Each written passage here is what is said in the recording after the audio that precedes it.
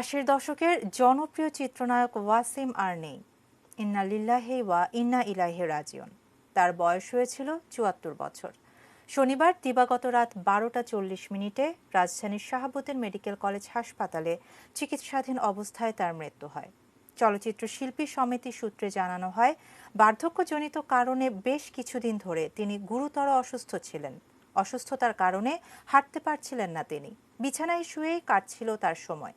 একসময় বাণিজ্যিক অ্যাকশনের পাশাপাশি ফোক ফ্যান্টাসি সিনেমার ১ নম্বর আসনটি দখলে ছিল ওয়াসিমের।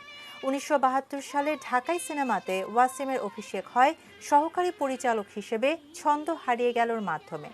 নায়ক হিসেবে তার যাত্রা শুরু হয় মহসিন পরিচালিত রাতের পর দিন সিনেমার মাধ্যমে। তার অভিনীত উল্লেখযোগ্য সিনেমার মধ্যে রয়েছে ছন্দ হারিয়ে গেল, রাতের পর দিন, দোস্ত দুশমন, দি রেইন, রাজ দুলারি, বাহাদুর, মানসী, সওদাগর, নরম গরম, ইমান ইত্যাদি।